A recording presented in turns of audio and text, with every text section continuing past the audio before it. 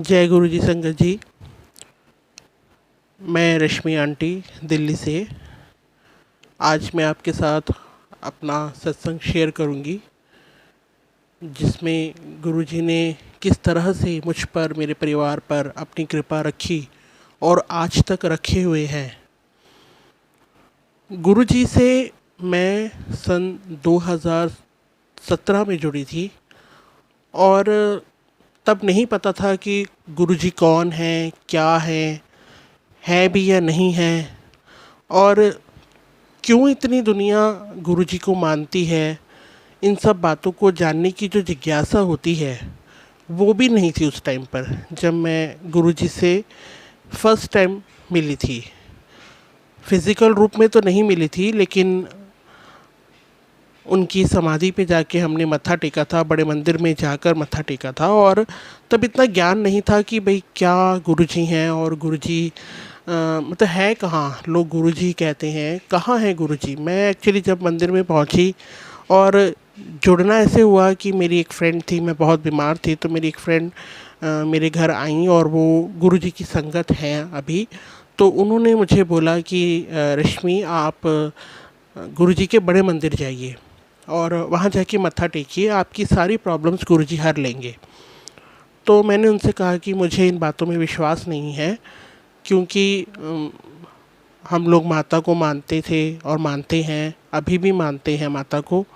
माता रानी के भक्त हम लोग, शुरू से हमें ये सिखाया गया था। हम मम्मी वगैरह जब पूजा पाठ करते थे तो माता रानी की ही पूजा करते थे, और आज भी हम माता रानी की पूजा जब करते हैं तो पता नहीं माता रानी में और गुरुजी में समझ ही नहीं आता कि हम क्या ढूंढ रहे होते हैं। भगवान तो एक ही है, बस रूप अलग अलग हैं सबके। तो नहीं विश्वास हुआ और मैंने उन्हें कहा कि नहीं, मैं नहीं जाऊंगी क्योंकि मुझे विश्वास नहीं है। उन्होंने कहा एक बार आप जाके देखो तो सही, अगर आपको लगे कि कोई फ़र्क नहीं है तो आप नेक्स्ट टाइम मत जाइएगा। तो मैंने कहा ठीक है, लेकिन मैंने सिर्फ उनका मन रखने के लिए ठीक है बोला। और जब मेरे अंकल ने मुझसे कहा कि हम चलते हैं बड़े मंदिर, तो मैंने उन्हें मना कर दिया। उसके बाद वो दोबारा मेरे घर आई और उन्होंने मुझे ज़बरदस्ती भेजा उसी दिन तैयार करके कि भाई नहीं, आप जाओ मंदिर जाओ आप। तो हम पहुँचे। मैं अपनी एक फ्रेंड के साथ पहुँची, उनकी सिस्टर भी गई थी साथ में। और वहाँ जाकर जब मैंने मंदिर में, आप बिलीव नहीं करेंगे, जब मैंने मंदिर में अपना पहला कदम रखा, पहला कदम जब मैंने रखा, तो मेरे अंदर कुछ निकल के बाहर आ रहा है। मुझे ऐसा फील हुआ, ऐसा लगा कि पता नहीं कितनी नेगेटिविटी, कितना प्रेशर, कितना मैंने अपने आप को रोक रखा था। शायद मेरे कहीं ना कहीं कोई ना कोई दरवाज़े बंद थे, जो गुरुजी ने मेरा पहला कदम पड़ते ही उन चीज़ों को खोल दिया एकदम। तो बड़ा अपने आप को अच्छा मुझे लगा कि मतलब मैं कहाँ आ गई। और मैं धीरे धीरे गुरुजी के मंदिर की तरफ बढ़ने लगी और मैंने वहाँ मत्था टेका जाके। सबसे पहले तो मैंने देखा कि वहाँ पे गणपति महाराज हमारे बाहर, और उसके साथ में भगवान शिव जो मेरे ईष्ट हैं, और वो शीशनाग के साथ अपने दर्शन दे रहे हैं। तो यही देखकर मैं बहुत शांत हो गई और मैंने मत्था टेका अपना। उसके बाद जिज्ञासा बढ़ने लगी कि गुरुजी कहाँ हैं, कौन है, मैं उनके बारे में जानूं। तो मैं मंदिर में धीरे धीरे धीरे धीरे अपना दर्शन करती गई, लेकिन मुझे फ़िज़िकल रूप में कोई गुरु नहीं दिखाई दिए। तो मैंने अपनी फ्रेंड की सिस्टर से पूछा कि दीदी, आप कह रहे थे गुरुजी के पास जाना है, तो गुरुजी कहाँ हैं। तो उन्होंने, हम लोग उस टाइम पे गुरुजी की गद्दी के आगे बैठे हुए थे, तो मत्था टेक के, तो हमने, जब मैंने पूछा तो उन्होंने मुझे जवाब दिया कि वो सामने गुरुजी की गद्दी है और गुरुजी उस पर आज भी विराजमान है। फिज़िकल रूप में भले ही हमें नहीं वो दिखाई देते, लेकिन वो है। तो इस बात पर थोड़ा सा बिलीव करना उस टाइम पर मेरे लिए थोड़ा मुश्किल था, बट फिर भी मैंने उनकी बात को सुना और मैंने हाँ जी कह के, और उनकी बात को काटा नहीं, और पूरा मैंने उनकी बात को सुन के और मैंने मत्था टेका उनके आगे। उसके बाद हम उनके जहाँ पर वो अपना चाय प्रसाद और समोसा प्रसाद मिल रहा था, हमें वहाँ लेकर गए और हमने वो ग्रहण किया और बस वो प्रसाद लेकर खा के हम अपने घर की तरफ आ गए। तब भी संगत जी मैं इतना इंटरेक्ट नहीं हो पाई गुरु जी से, और इस बात के बीच में मेरे 3 4 5 महीने निकल गए। उसके बाद मुझे मेरी जो फ्रेंड आई थी उसने मुझे बोला कैसा लगा मंदिर जाके, जब वो 3 4 महीने बाद आई। तो मैंने उन्हें बोला ठीक था, मुझे ऐसा लगा कि मेरे अंदर से कुछ नेगेटिविटी निकली है। और उन्होंने कहा कि ठीक है आप जाया करो, आप ठीक हो जाओगे, आपके धीरे धीरे सारे काम बनेंगे। तो मैंने कहा ठीक है। तो उन्होंने कहा आप एक काम करो, सबसे पहले आप एक गुरुजी का स्वरूप लेकर आओ। मैंने कहा गुरुजी का स्वरूप? तो कहने लगी हाँ वो लाओ, आप देखो फिर कैसे आपके काम बनते हैं। तो मैंने कहा ठीक है। अब उन्होंने ये तो कह दिया, लेकिन उन्होंने ये नहीं बताया कि स्वरूप मंदिर से ही लेते हैं, स्वरूप को, गुरुजी के स्वरूप को ख़रीदा नहीं जाता। अब इस बात की तो अक्ल नहीं थी, लेकिन फिर एक ज़िद आ गई कि हाँ गुरुजी का स्वरूप लेकर आना है। तो मैं अपने घर के पास वाली मार्केट में गई और वहाँ पर गुरुजी का स्वरूप मैंने देखा और मैंने उसको ख़रीद लिया। और मैंने उनको फ़ोन किया, मैंने कहा हाँ मैंने स्वरूप गुरुजी का ले लिया। तो उन्होंने कहा मंदिर से लाए हो? मैंने कहा नहीं मंदिर से तो नहीं, मार्केट से लाई हूँ। कह रही नहीं नहीं आंटी ख़रीदना नहीं था। तो मैंने कहा ये बात तो आपने मुझे नहीं बताई। तो उन्होंने कहा चलो कोई बात नहीं, अब आप ले आए हो तो कोई बात नहीं। मैंने कहा कोई बात नहीं, गुरुजी ने अगर इस ऐसे स्वरूप में आना था तो कोई बात नहीं। तो लेकिन नहीं खरीदते। आज भी मैं आपसे, अब मैं आपसे कह सकती हूँ कि नहीं नहीं खरीदते। ब्लेसिंग में ही गुरुजी मिलने चाहिए हमें, तभी तो उनकी ब्लेसिंग्स हमारे घर तक आती हैं। लेकिन बस उस टाइम शायद गुरुजी की भी यही इच्छा थी कि वो ऐसे ही इसी रूप में मेरे घर आए और ऐसे ही आए।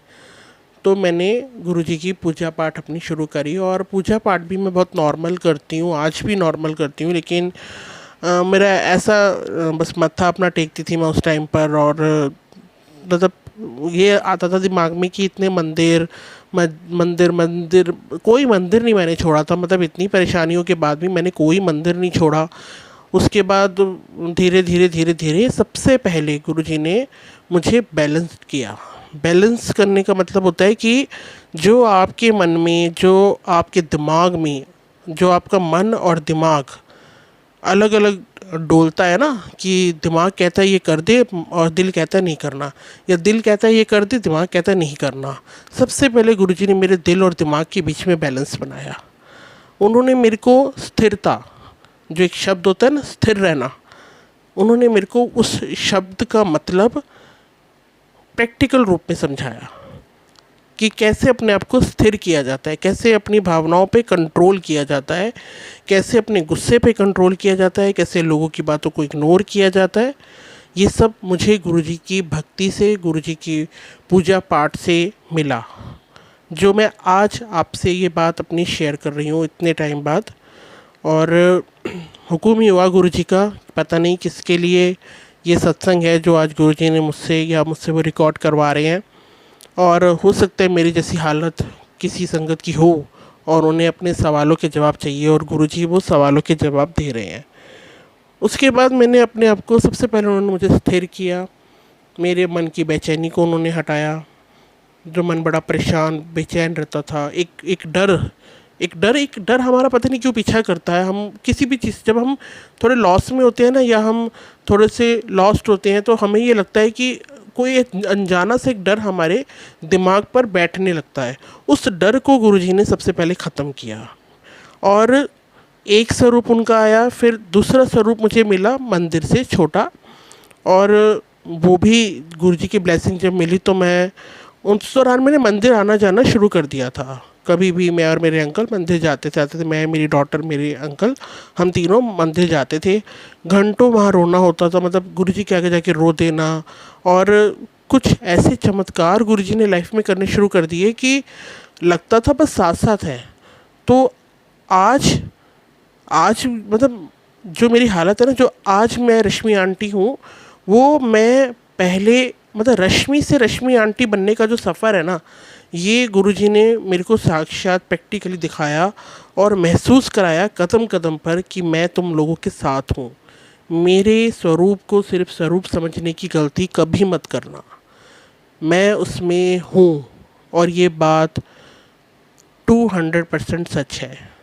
जो नई संगत हमारे ग्रुप में जुड़ती है या जो जो संगत हमारे साथ नहीं जुड़ती हैं, जो ऐसी भोली संगत है जिनको गुरुजी के बारे में अभी कुछ भी नहीं पता, सिर्फ उन्हें ये पता है कि ये गुरुजी हैं और ये सुनते हैं, मैं आज की अपना सत्संग उन संगत को डेडिकेट करती हूँ जिनको गुरुजी के बारे में कुछ नहीं पता, क्योंकि मुझे भी कुछ नहीं पता था। आज गुरुजी ने जो सेवा दे रखी है अपनी संगत तक पहुँचाने की, इस काबिल मुझे गुरुजी ने बनाया। और इस काबिल बनाने के लिए मैं पहले किन किन चीज़ों से गुज़री, ये सब गुरुजी ने मुझे दिखाया और उन्होंने मेरे उन भावनाओं पर, मेरी बेचैनी पर, मेरे विचारों पर अपना कंट्रोल किया। और जब गुरुजी का कंट्रोल हमारे ऊपर हो जाता है ना संगत जी, तो मतलब ही नहीं कि आप इधर उधर डोल जाओ। वो फिर गुरुजी करते हैं इधर उधर आपको ले जाने का काम। आपके लिए जो रास्ता ठीक होगा आपको गुरुजी उसी रास्ते पर चलाएंगे। और ऐसी ऐसी चीज़ें होती हैं ना कि मैं बता नहीं सकती। कई बारी तो मेरे रोंगटे भी खड़े हो जाते हैं, कई बारी लगता है कि साक्षात गुरुजी हैं। और आज वैसे तो फिज़िकली कोई हमें देखे तो हम परिवार के 3 लोग होते हैं, लेकिन नहीं, हम परिवार में 4 लोग हैं। मेरे गुरुजी, मेरे अंकल, मैं और मेरी डॉटर, हम 4 लोग हैं परिवार में। और ये 4 लोग बहुत खुश हैं क्योंकि हमारे ऊपर हमारे गुरुजी का हाथ है, हमारे गुरुजी का साया है, हमारे गुरुजी का प्यार है। इतनी प्रॉब्लम्स में थी मैं, इतनी प्रॉब्लम्स में थी कि कई बारी दिमाग में आता था कि अपने आप को ख़त्म कर लूँ। और हर बार मैं गुरुजी से एक सवाल करती थी जिसका जवाब आज आप सबको भी पता है। मैं अपने भगवान से ये पूछती थी, अपने ईष्ट से, महादेव से, कि हे प्रभु, कोई ऐसी प्रॉब्लम नहीं है जो आपने मुझे नहीं दी, कोई ऐसी बीमारी नहीं है जो आपने मुझे नहीं दी, कोई ऐसी टेंशन नहीं है जो आपने मुझे नहीं दी। तो क्या मैं इस दुनिया में सिर्फ टेंशन्स लेने आई हूँ? मैं इस दुनिया में धोखे खाने आई हूँ? मैं इस दुनिया में गालियाँ खाने आई हूँ? या मैं क्या करने आई हूँ? मेरा जन्म क्यों हुआ है? मैं अपने ईष्ट से ये बात पूछती थी कि मेरा जन्म क्यों हुआ है, आप मुझे बता सकते हो प्रभु? और जब गुरुजी से इंटरेक्ट हुआ, जब मैं गुरुजी से मेरा इंटरेक्शन हुआ, तो मैंने गुरुजी से भी यही बात पूछी कि गुरुजी, मेरा जन्म क्यों हुआ है, जबकि जीवन में कुछ है ही नहीं मेरे, और आगे भी कोई उम्मीद नहीं दिखती कि कुछ होगा।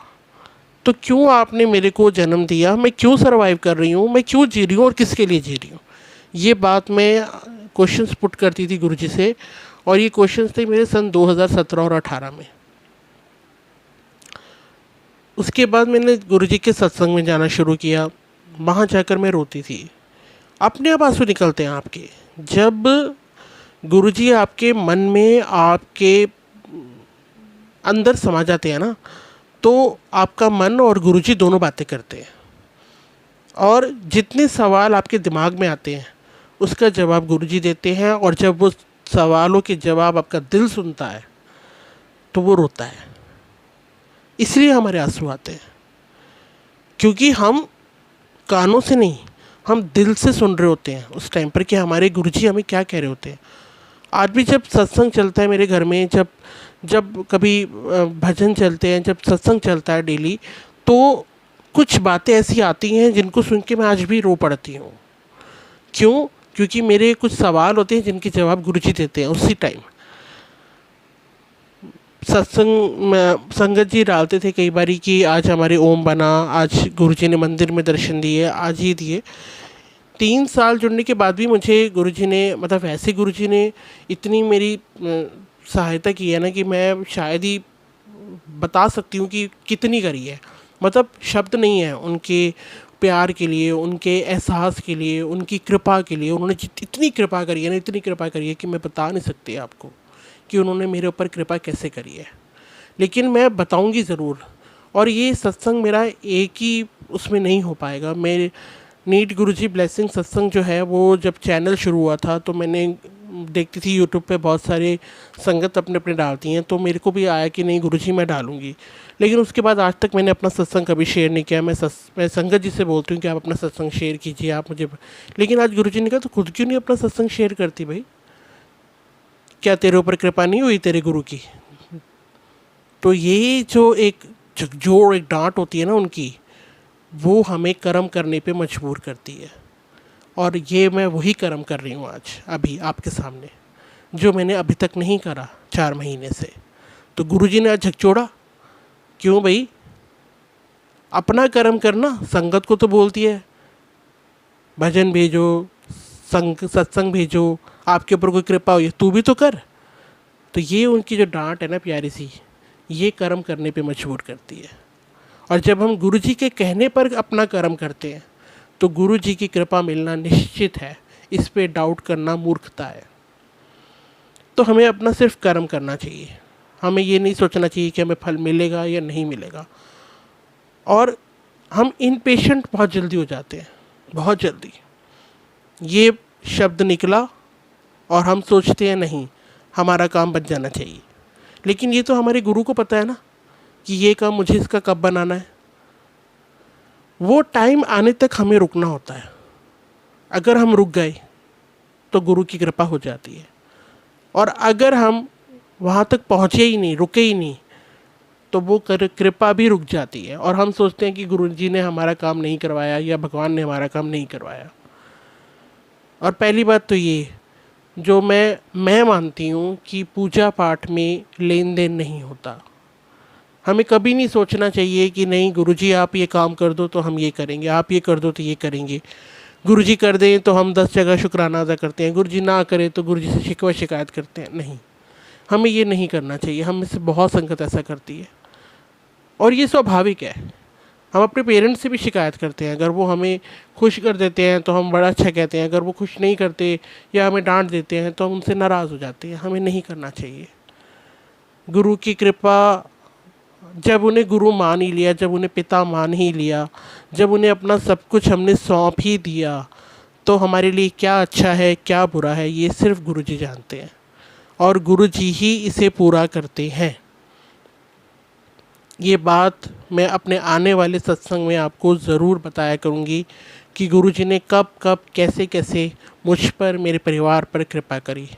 और ये भी एक सत्संग है जो आज मुझे गुरुजी ने आप सभी संगत जी की सेवा बख्शी है। ये भी एक सत्संग है मेरा कि गुरुजी ने कैसे मुझे इस काबिल बनाया, एक वो लड़की को जो डिप्रेशन में है, जो नेगेटिव है, जो मतलब विश्वास अपना खो चुकी है, जिसे दुनिया में किसी भी चीज़ से कोई मतलब नहीं है, उसको कैसे गुरुजी ने पॉजिटिव किया, कैसे उसे स्थिर किया, कैसे उसके साथ सब अच्छा किया, और कैसे उन्होंने उसे अपने ही रंग में रंग दिया।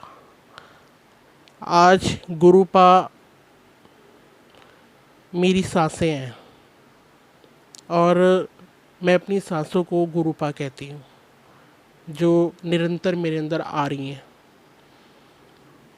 उनके आने से ज़िंदगी वाकई में ज़िंदगी है, खूबसूरत है।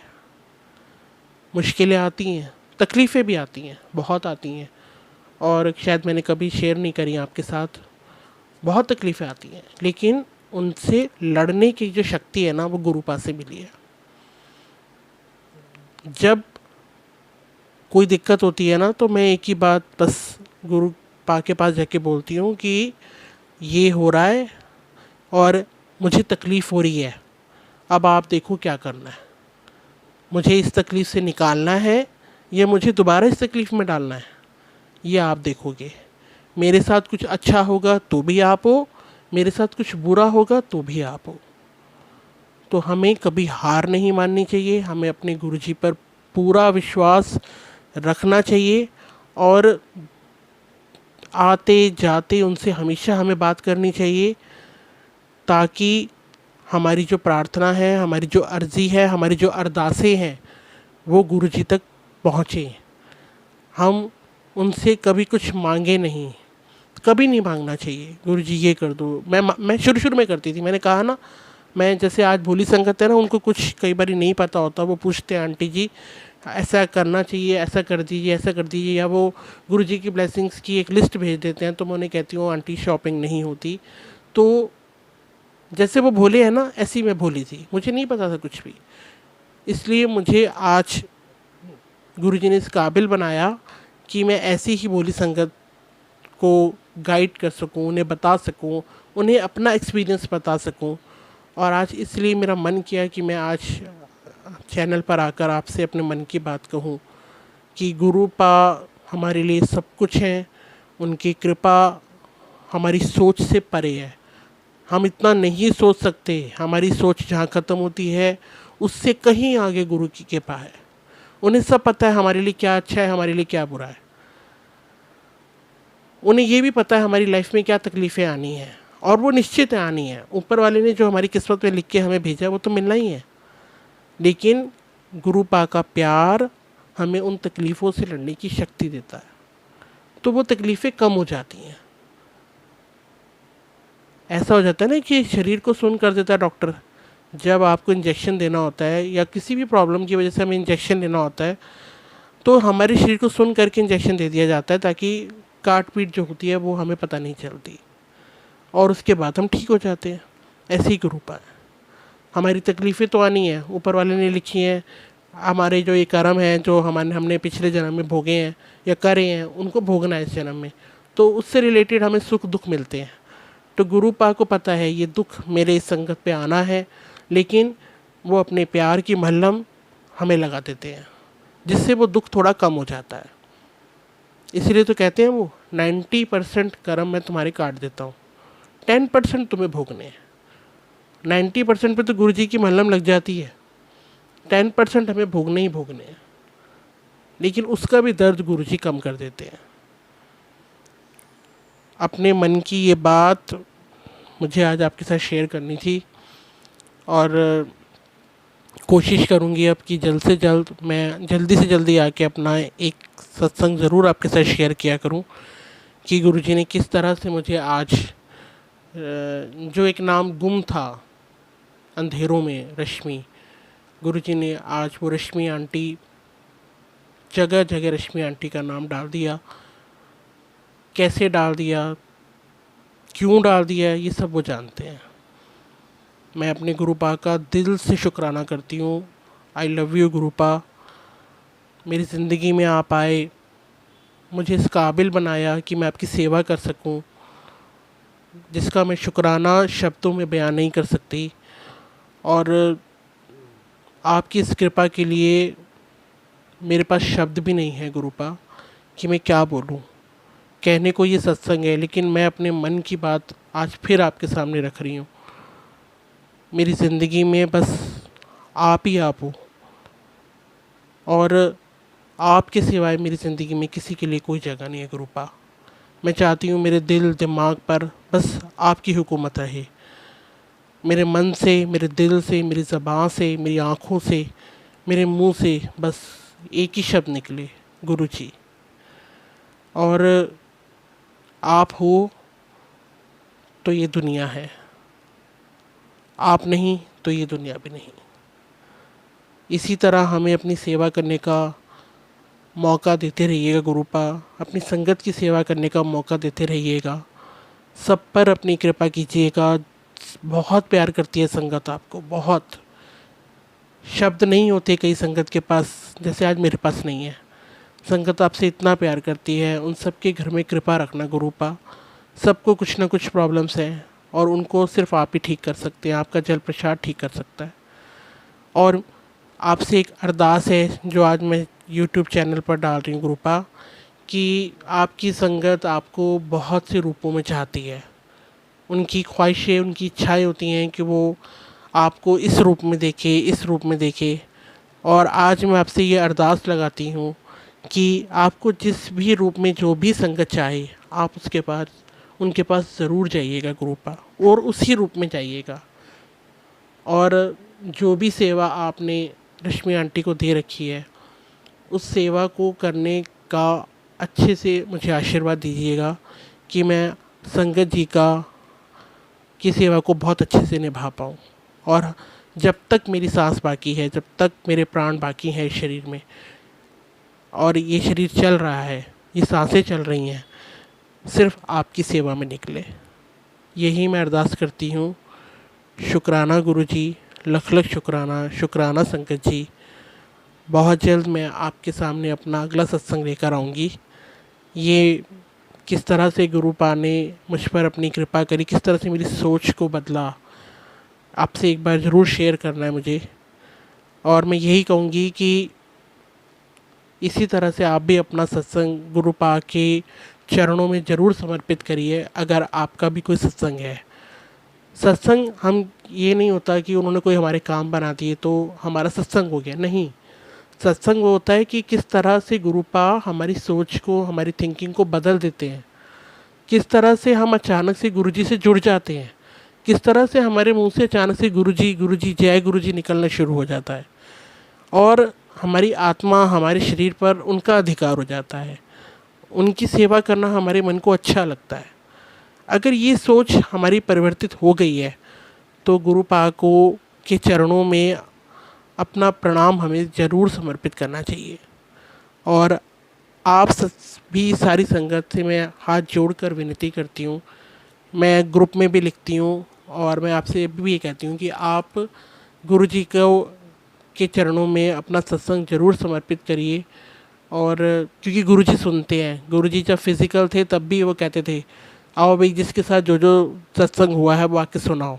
तो जब वो फिज़िकल रूप में हमसे सत्संग सुनते थे तो आज भी तो वो हैं, बस फिज़िकली तो नहीं है बट वो तो है, तो हमें उनको सुनाना है।